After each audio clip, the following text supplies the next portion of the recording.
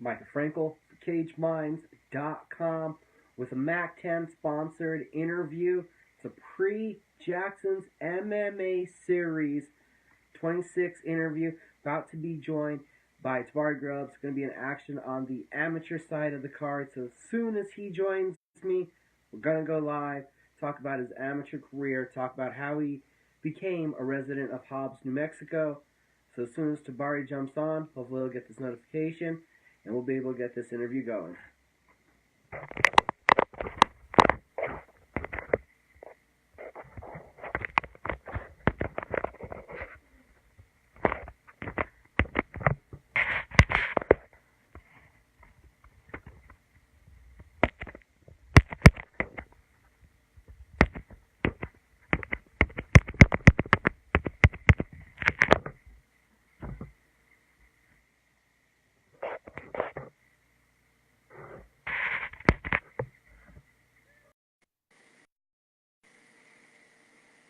And we should be adding Tabari as I speak. It says as. What's up, man? How's it going? Good, sir. How you doing today? I'm doing good. Hey, for the one time, I want you to say, what's up to Snap? Hey. Hello, everybody on Snapchat. How's that going? Yeah, it's going good, man. It's going good. Blessed every day here at work right now. But I'm so excited for this fight and so excited to be here with you, to be on live with you, and this is great. This is great. Cool. So as far as we know, Brian Linares still the opponent? Yes, sir. As far as we know, Brian Linares is the opponent. I haven't had anybody back out or anything, so this is good. And, I'm ready for it. I'm ready for him. I'm ready to put on a show for everyone. It should be a good one. So first off, you're in Hobbs, right? Yeah, I'm in Hobbs, New Mexico. Where do you train at? I train at the Works MMA. Let's put it down right here, the Works MMA. The best gym in the basement, I promise you. It's the best gym coming out the basement. OTB. We got some heavy hitters in there, and I love it. So it's pretty dope. I like it a lot. It's more than just a gym to me. It's family. That's what they really express all the time is family, and that's why I like the gym so much, man. That's why I love it. It doesn't feel just like a gym. It feels like home. It feels like a getaway from a getaway. If that makes any sense, So I'm loving it. Awesome. It's pretty awesome. And then where were you born? I was born in a town called Warren, Arkansas, but I was raised in St. Louis. I'm a military baby, so I've been all over the world and stuff like that. But my roots come from St. Louis, so that's why I rep St. Louis so much. I call it my home away from home too as well. It's just something that that's been a real part of me since growing up, and now being away from it, I rep it even more. So you never know how much you're missing something until it's gone, right? So yeah, that's how that is. A change of scenery being in Hobbs. Yes, it was such a culture shock because if anybody from the Midwest, they know like we get all 4 seasons. We get trees, we get snow, we get the rain constantly. But here, it's either 2 seasons. It's hot or it's hotter. but but it's awesome. It was a culture shock when I first got out here. I was like, man, where's all the trees? And I came out here on a track scholarship, so it was the running out here helped me a lot. It helped me a lot on my endurance, and it helped me a lot because the air's so thin and so thick, and it's harder to breathe out here than it is in the Midwest and stuff. So it was pretty dope. Being out here and learning, seeing more of the world because I never knew anything other than St. Louis. So being out in New Mexico, it really taught me how to appreciate things a lot more. And growing up there in St. Louis, what kind of athletic background? You mentioned track. What other sports were you involved in? Okay, so I was involved into wrestling, football, but what helped me out the most with this sport has to be wrestling, has to be track too, because without the endurance and without the leg and footwork conditioning, I wouldn't be where I'm at right now with that with MMA and how it just all intertwined with each other. The footwork for track and the mindset and the hard working for wrestling. Like in my personal opinion, you know, people don't at me for this, but in my personal opinion, I think that wrestling is the hardest sport, you know, other than MMA. So us people who do wrestling, I 100% think they should, you know, go towards MMA because it's gonna fall right into place. If you look at all the champions right now, they all have a wrestling background, you know. So um, I think wrestling was is a perfect sport for MMA, and vice versa. MMA is a perfect sport for wrestling. You're coming out here on track scholarship, right? Yes, sir. What was your track sport? What was your particular event?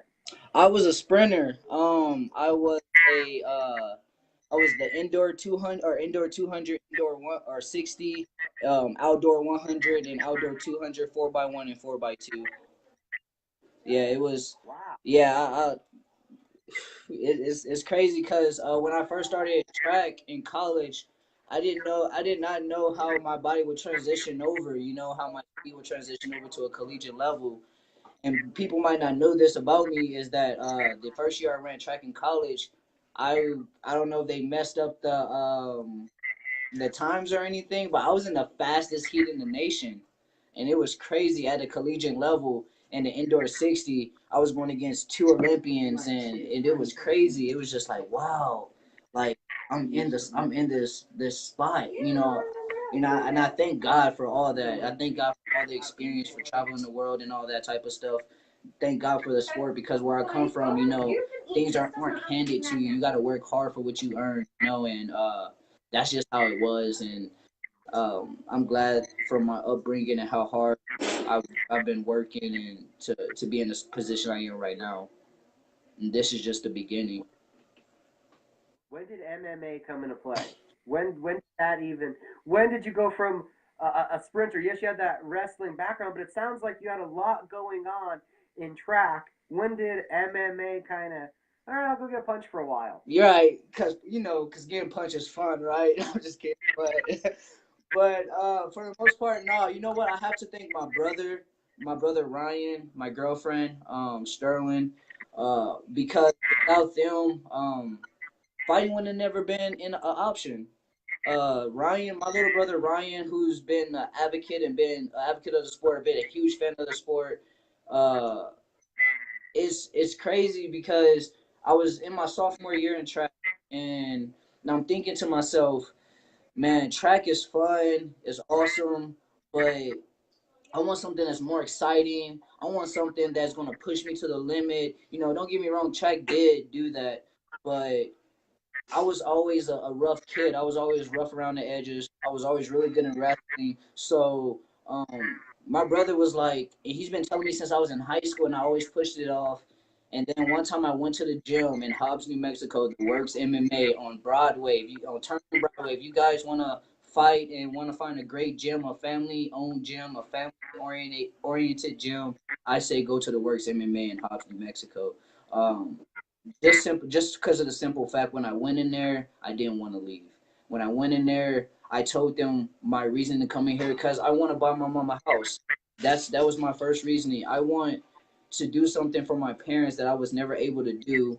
I want to become the person that I always was sought out to, that people saw in me, that I in myself. And the thing about fighting, I've learned so much from fighting than anything else through life. Through going through adversities with myself, with my family, with friends, with going through all these triumphs, and it helped me a lot because now I look over things for now that back then I would have looked at things a whole different way, been ready to fight, been ready to go off, but now it's like what, thank you, because me walking away it's made me become a better person, and so fighting just like wrestling did taught me more about what life really is. The fighting community, a lot of people I've met have big hearts that want to change the world and do the same thing I want to do. This sport is bigger than me, and it's bigger than it's about our youth, and I preach that all the time. It's about our youth. It's about our younger generation seeing us, um, setting an example like Rashad Evans did to me. He was the first person I was, man, I want to be just like him. Because if y'all know Rashad Evans in his prime, that boy was untouchable. So um, he that helped me a lot. I can't thank my brother or Sterling or my family, for pushing me to this sport, because without them I wouldn't be in it. What was that first class? Do you remember? Oh yeah, oh yeah. So the first class was actually a wrestling class. It was a grappling class. It was a jujitsu class. So I felt like right in. But then I was like, wow, it's more than the wrestling technique in MMA is completely, or in yeah, the wrestling technique is MMA is completely different from the wrestling technique in actual the sport of wrestling. So I had to transition that over, and then once the first day of practice, getting the gloves on, seeing how that feel, throwing my first punch, knowing that I can't throw a punch, that wow, I need to get better. And that is what started all up. I was like, wow, I'm obsessed. I'm officially obsessed with this, and I've always been obsessed with fighting, like MMA and boxing, but now that I got my hands in it, I got my hands dirty a little bit.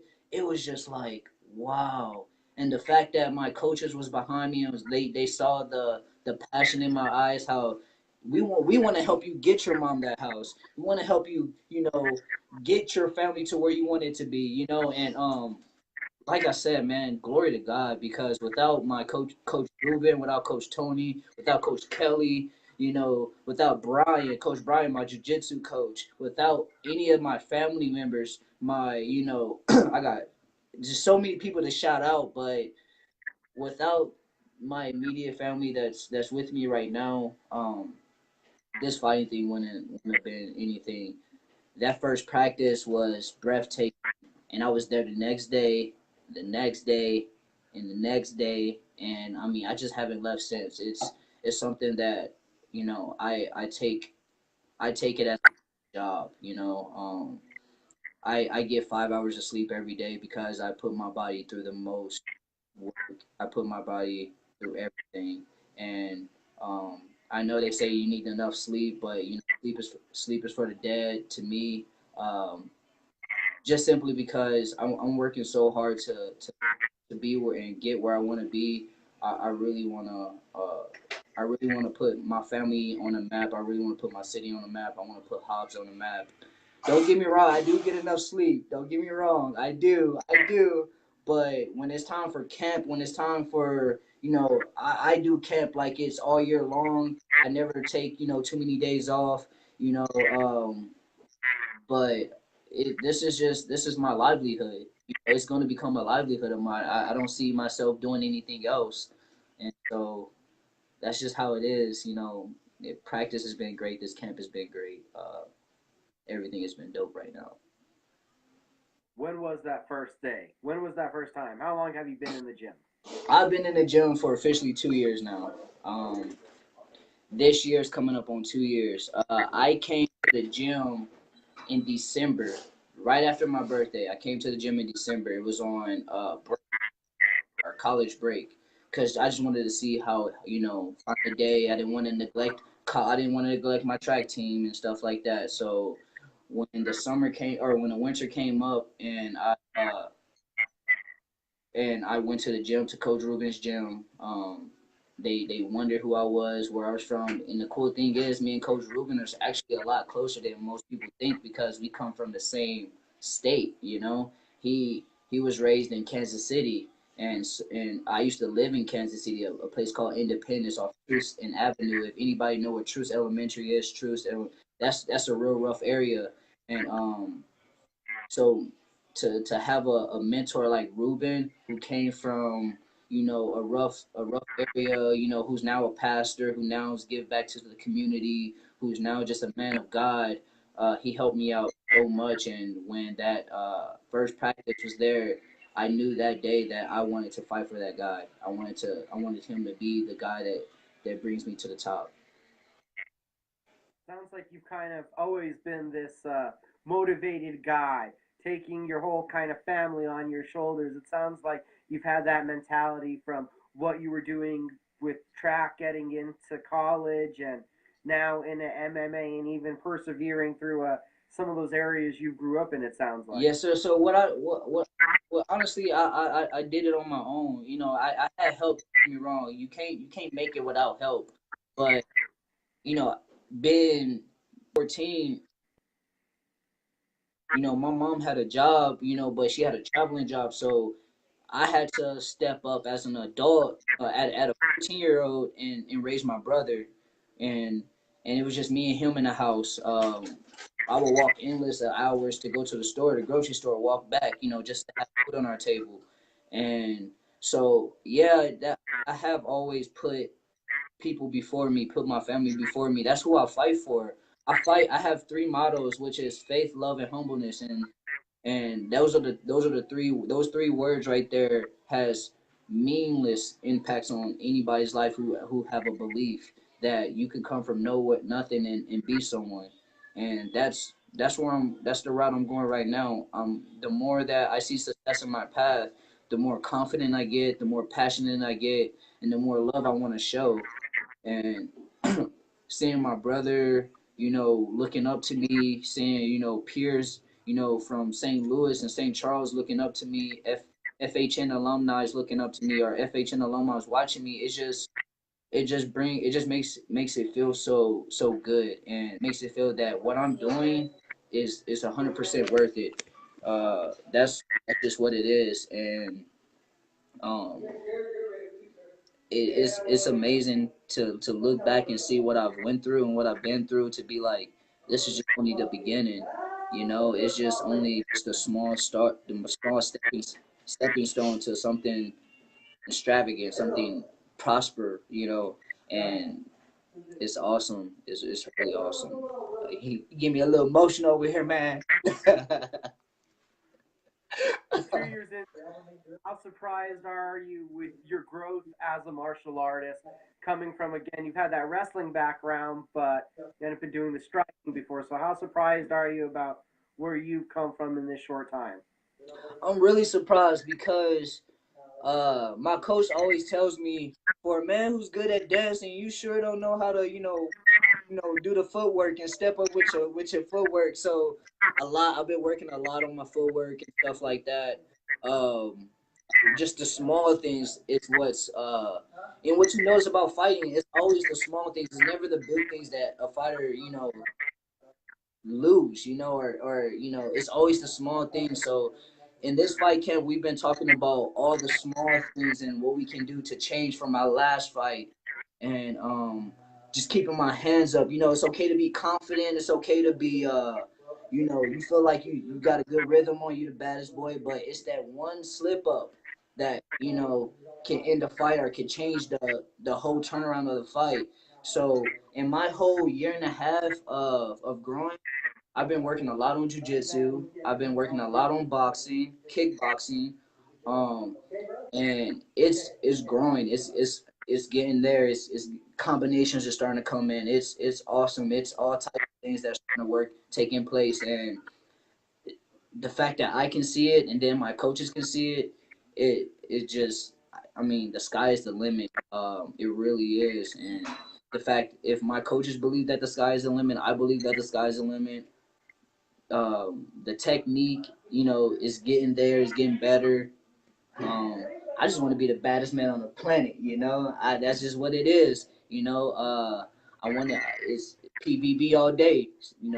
Two things I like to do. I like to fight and like to look good while doing it. So, um, and if I want to keep staying pretty and keep staying, a fighter, I can't take too much damage. That's the one thing my coach preached to me is, if you want to have a long, prosperous career, learn how to take less damage. So I've read a lot of Floyd Mayweather speeches, and he says the same thing. If you want to have a long, prosperous career, you want to have a promising career, take less damage. So lately, I've been learning how to protect myself in ways where I'm not taking less damage, and that's that's what we're going to see coming up October 27th, is learning how to take less damage. What's the record right now? I believe 2-1. Am I correct? You're correct. Last fight was the Southwest Brawl fight, right? Mm-hmm. Yes, sir. What inspired you to start talking to me when you were in match commentary? How you doing today? And I'm just like, that's Hey. the funniest ever. And I had the picture that we tried to take where you posed. It just didn't come out. I know. I was waiting for that photo. It needed to be done. So I was waiting for that photo. But at the time, my coach, the third round was hitting. And, if anybody's noticed my last 2 fights, they had been decisions. So coach was like, you know what? Let's get more experience in. Let's ride it out. Let's get it. And so my coach was just telling me, like, you're not going to be in this position much longer. We want you to have fun. That's the most important thing, is having fun. So when I saw you there and I saw you commentating and I saw, the spotlight on me, I just took it all in. That's sportsmanship. I'm showing my sportsmanship. I love the fans. Not trying to be disrespectful to my opponent, but I was in control. I was doing my thing, and I wanted to show off a little bit. I wanted to give you what the fans wanted to see, which was a fun fight, an action-packed fight, which we gave. And it was just being me. Honestly, this is what it is. I can't tell you what I was thinking because I don't know what I was thinking. I was just thinking, hey, the cameras are on me. I'm getting it in. It's time to show up. It's time to show out. We from the show me state, St. Louis STL. We from the show me state. Show up or show out.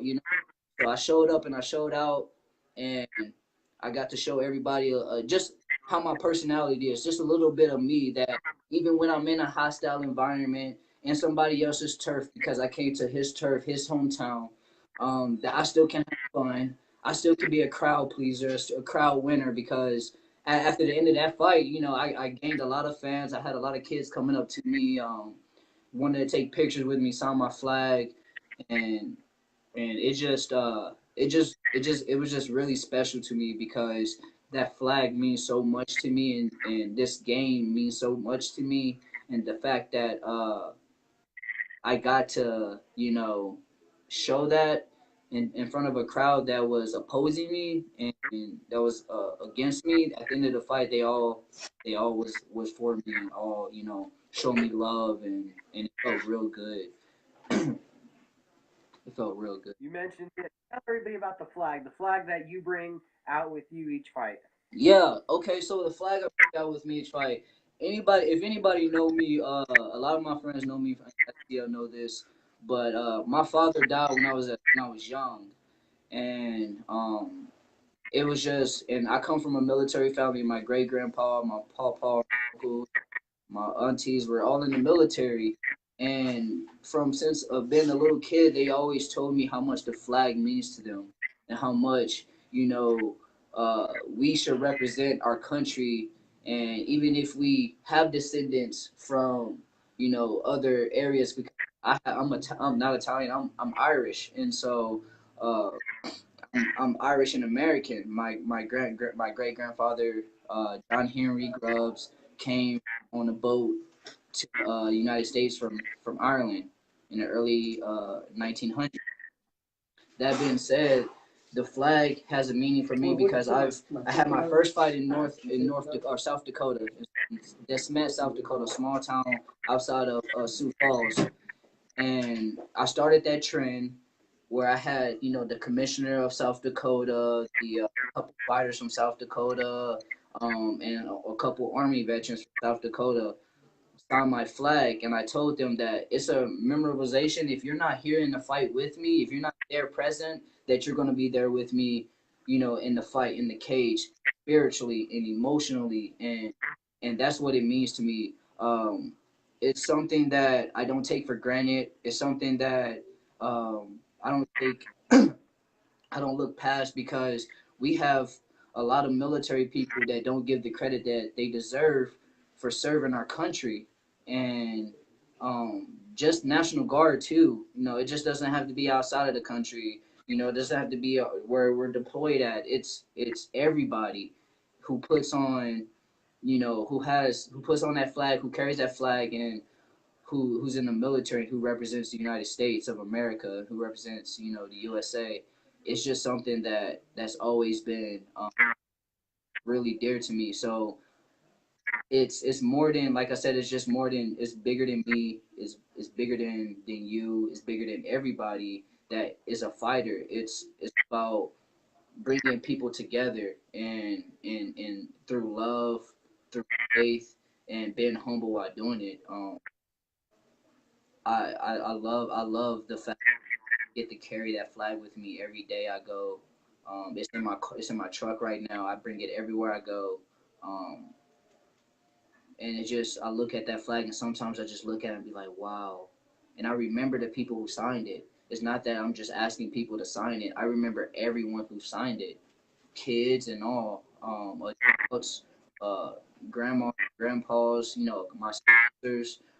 Shout out to NMR, shout out to ETH, shout out to Hydrotech, shout out to the Coffee House, Five Bros, and many more. But them signing that flag means that when it's time for war, when it's time to get into that cage and those doors locked, that I have them with me, and that I'll never be alone. It doesn't matter if I'm in the woods by myself. I can look at that flag and say, "Thank you, God.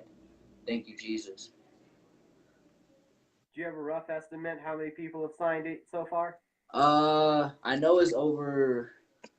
I know it's over 100. I know it's around 100. I had at least 30 people sign it in Sioux Falls, in DeSmet, in South Dakota. In Albuquerque, I had, yeah, it's definitely either at 90 or between 90 and 100. Yeah, it's or over 100. Yeah, between that. I mean, and I also have a huge verse on there too. And I told you guys, I'm all about faith. So I have this this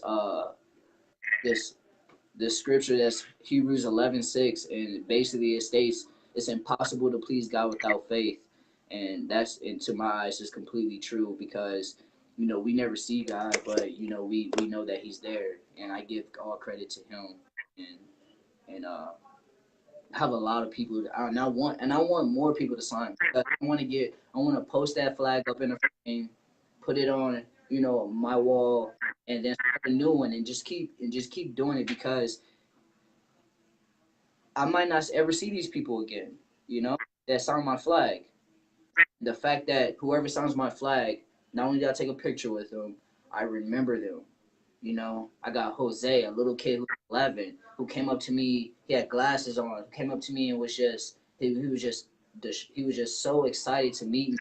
And I'm not even in the UFC yet, And he's like, "Man, you had a great fight. You had a great fight. Can I get your autograph?" He was the first kid that ever asked for an autograph from me. And I wasn't ready for that, so I'm looking like, where do I write it on? And I grabbed a napkin and I was like, you know what? How about we trade? I get your autograph and you get mine. And he signed my flag, and I'll never forget that, how much it meant to him to hold the flag, and how much it meant for me to watch him sign it.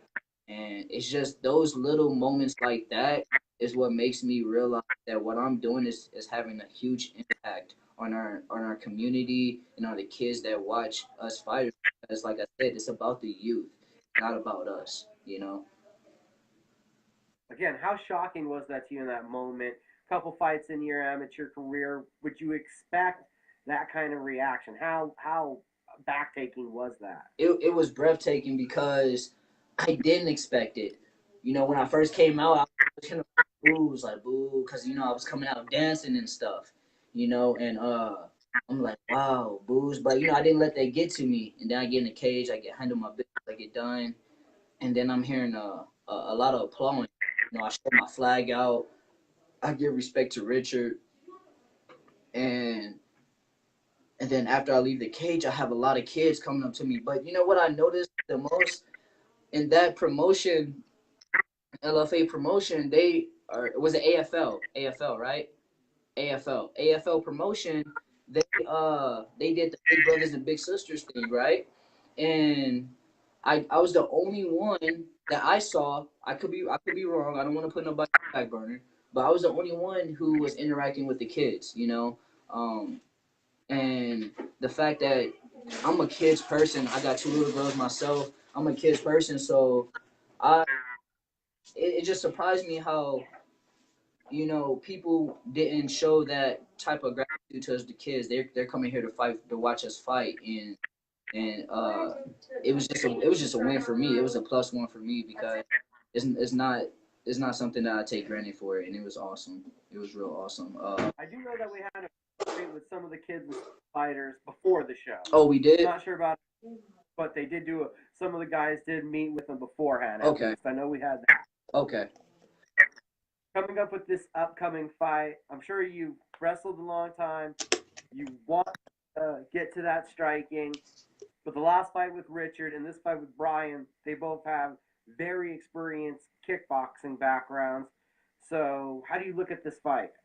Yeah, I've watched a lot of video on Brian. A lot of video on him, and the kid is good. The kid is dang good. He has a good kickboxing background. You could tell that he's real fluent in his punch, kicking, and kicks. Like he throws a lot of combinations. And so that's what I've been working on. I've been working on standing up. I want this to be a stand-up fight.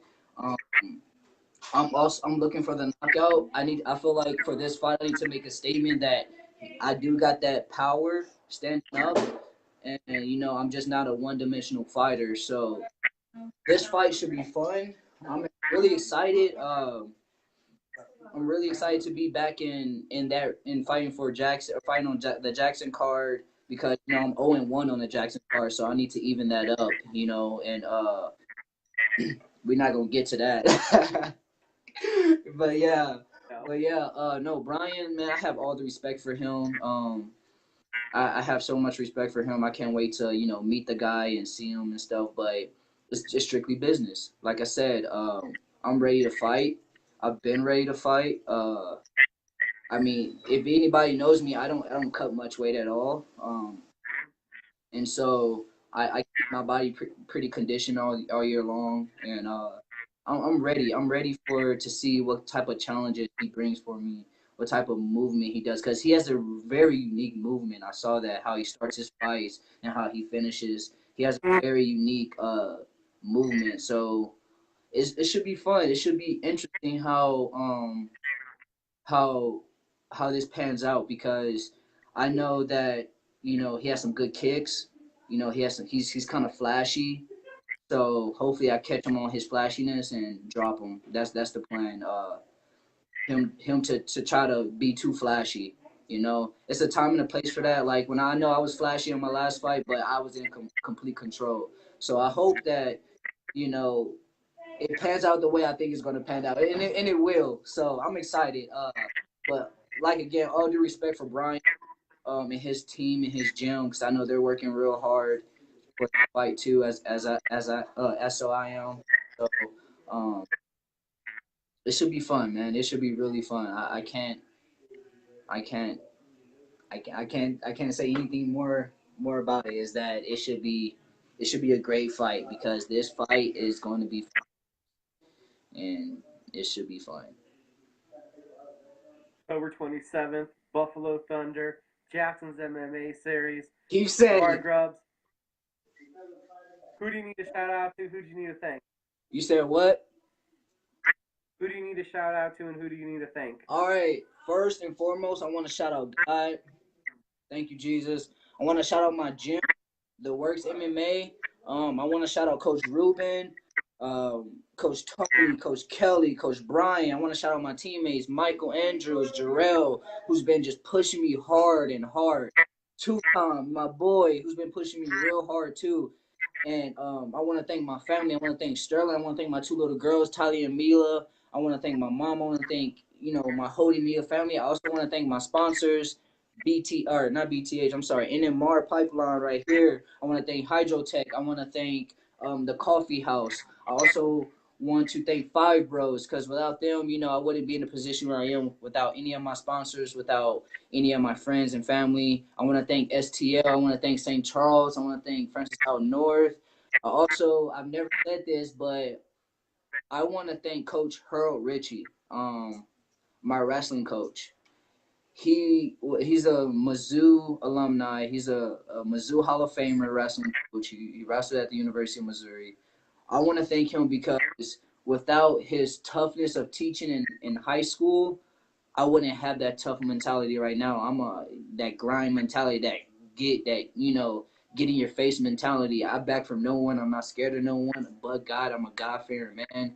And most of all, man, I want to thank you because without you, we wouldn't be having this interview, man. You've truly blessed me by welcoming me on your show, and I want to thank Cage Myers. It's awesome. I hope for many more blessings for you and your team and your family. Um, and that's it, man. That's what I want to thank. Awesome. Truly a pleasure, Tabari, to get to talk to you. I can't wait to see you in action. And last, how can everybody follow you on social media if they're not already? Yes, sir. Cool. Awesome. So I have all types of social medias. I have Snapchat. If you just type in Tabari Grubbs, it pops up on every single thing. Tabari Grubbs. So Snapchat Tabari Grubbs 1234, or just simply on Snapchat Tabari 1234. Twitter Tabari Grubbs. Instagram Tabari Grubbs, and also Facebook Tabari Grubbs. You will see me there. I'm coming out with some shirts. If you guys want to get some shirts from me. I'm coming out with some shirts here pretty soon, and it should be fun because after this, I have another fight. I'm already set for 2 fights, so I'm ready. When are you expecting the next one to be? It's going to be either late November or early December. They were talking about November 26th, I believe, and then they were talking about December 8th. So we got the opponent already. I know who he is. I know what he's about, and uh, it should be fun again. I mean, I'm looking to keep the win streak alive. I'm looking to keep winning, and like I said, the sky's the limit. I just want to thank my girlfriend. She without her, I mean, I wouldn't even be in the shape I'm in right now. She meal preps for me all the time. She makes sure I'm on my diet. She makes sure that I'm running. She makes sure that I'm doing everything right. So yeah. So it's without her, man. I wouldn't be in the position I am. I wouldn't even be able to compete in this sport because I'll be getting swapped out by these guys in better shape than I am. But like I said, nobody's in better shape than I am as of right now, and I'm ready. Awesome, sir. Again, thank you for the time, everybody. October 27th, we'll see you up at the Buffalo Thunder Resort and Casino for Jackson's Yeah, MMA series. yeah, yeah. Check out.